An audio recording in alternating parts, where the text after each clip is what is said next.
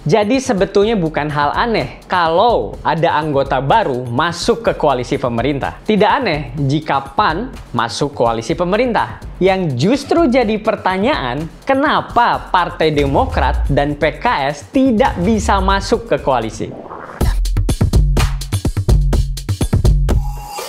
Belum lama ini, Pak Jokowi mengumpulkan para ketua partai politik pendukung pemerintah di istana. Salah satu hal menarik dari pertemuan itu adalah adanya anggota baru, yaitu Partai Amanat Nasional bergabung menjadi koalisi pro pemerintah. Sehingga sekarang, dari 9 partai di DPR, 7 diantaranya menjadi bagian koalisi pro pemerintah. Hanya ada 2 parpol yang menjadi oposisi, yaitu Partai Demokrat dan PKS. Di parlemen, suara koalisi pemerintah sudah lebih dari 80% suara. Sekarang pertanyaannya adalah, mengapa Presiden Jokowi merasa perlu mengumpulkan suara sebanyak itu, yang bahkan lebih dari cukup untuk menguasai dukungan di parlemen? Mari kita coba pahami langkah politik Jokowi ini. Pertama, mungkin ada yang bertanya, apa sih urgensinya untuk mengurus politik saat sedang pandemi seperti ini? Betul, saat di awal pandemi dan masa-masa krisis, Presiden Jokowi fokus pada solusi cepat tanpa pernah memikirkan politik sama sekali. Dengan tegas dan cepat, Pak Jokowi mengambil keputusan-keputusan penting seperti vaksinasi, pembatasan mobilitas, dan penerapan protokol kesehatan. Sekarang, pandemi agak mereda, ekonomi mulai membaik. Ini adalah saat yang tepat untuk Presiden Jokowi kembali duduk bersama dengan para pemimpin partai politik untuk memikirkan solusi dan strategi yang lebih jangka panjang. Solusi dan strategi jangka panjang ini hanya akan berhasil jika dilembagakan dalam tatanan yang ada. Misalnya, dibuatkan dalam sebuah undang-undang.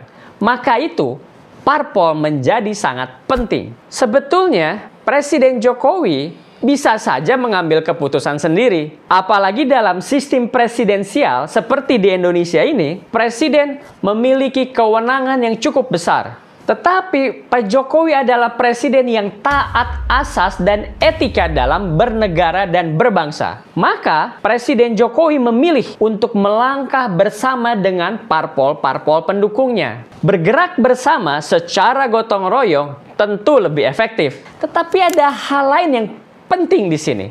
Presiden Jokowi sebetulnya sedang memberikan teladan pentingnya kita kembali ke nilai-nilai dasar bangsa Indonesia untuk memecahkan setiap permasalahan. Apa maksudnya itu?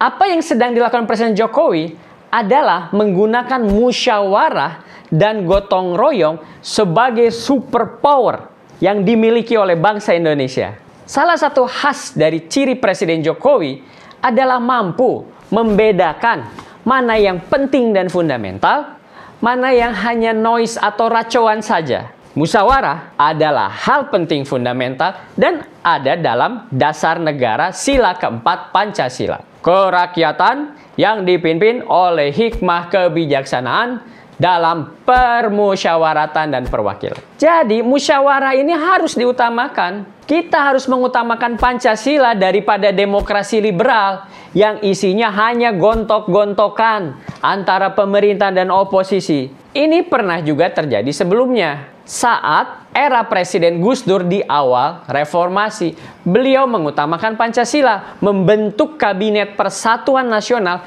yang melibatkan seluruh partai dan komponen bangsa. Presiden Gus Dur dan Presiden Jokowi sama-sama paham betul. Saat krisis, hanya persatuan dan musyawarah yang mampu menyelamatkan Indonesia. Maka kita sekarang paham. Apa yang sedang dilakukan Presiden Jokowi adalah sedang mempraktekkan sila ketiga dan keempat Pancasila, persatuan dan musyawarah. Indonesia tidak bisa dipimpin oleh diktator mayoritas, tidak bisa. Dan juga tidak bisa dipimpin oleh tirani minoritas. Jadi sudah benar, ketika kondisi sudah memungkinkan seperti sekarang, Presiden Jokowi kembali duduk bersama-sama, mengesampingkan semua perbedaan politik yang tidak mendasar. Tapi Presiden Jokowi dan rekan koalisi mengutamakan persatuan dan kesatuan dengan merangkul sebanyak-banyaknya parpol untuk menghasilkan solusi-solusi yang komprehensif dan efektif. Sekarang kita paham, bukan hal aneh kalau ada anggota baru masuk ke koalisi pemerintah. Tidak aneh jika PAN masuk koalisi pemerintah, karena pada dasarnya Presiden Jokowi ingin merangkul semua kelompok politik yang mau bekerja sama. Nah, yang justru jadi pertanyaan sekarang, kenapa Partai Demokrat dan PKS tidak bisa masuk koalisi?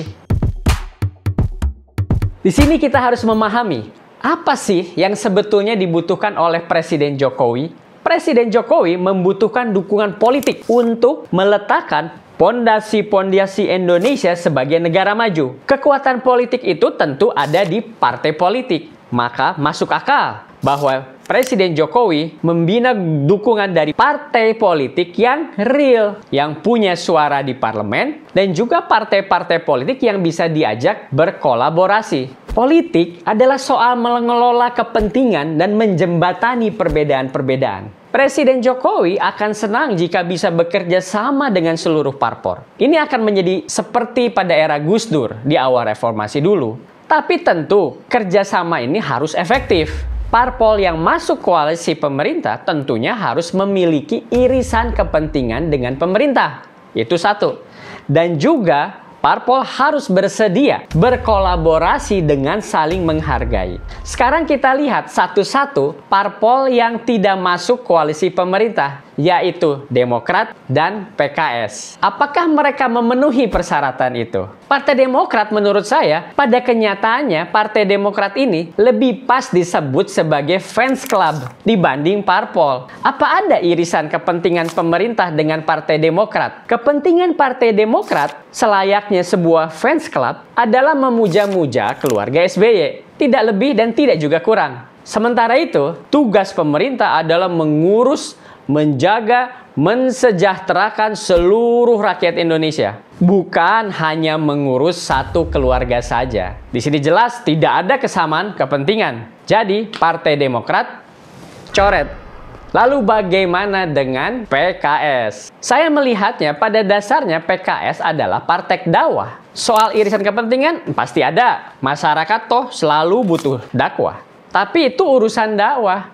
Kita bicara urusan politik. Biar saja PKS terus berjalan, menjalankan misi dakwah. Sedangkan biar politik diurus oleh para profesional di partai-partai politik yang sudah mapan. Malah bisa berbahaya jika politik nasional diurus orang-orang amatiran seperti oleh PKS yang sebetulnya organisasi dakwah yang secara sambilan bekerja dalam politik. Jadi PKS coret.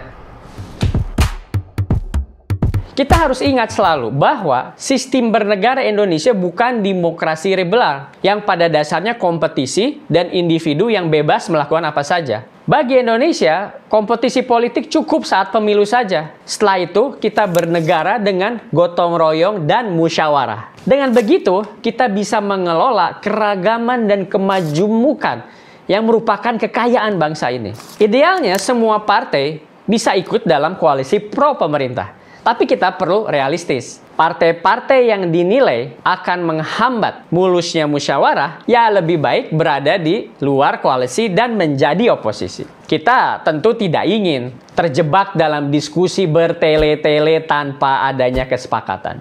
Kita harus sadar koalisi yang dibangun Presiden Jokowi bukan sekedar bagi-bagi jabatan menteri. Bukan itu. Koalisi pemerintah sekarang memiliki visi bersama, yaitu mempersiapkan Indonesia menjadi negara maju. Presiden Jokowi memiliki modal politik yang cukup untuk membawa Indonesia bukan saja keluar dari krisis, tapi kembali melaju di jalan bebas hambatan menuju Indonesia Maju tahun 2045. Sampai jumpa di episode Filosofi Robi selanjutnya.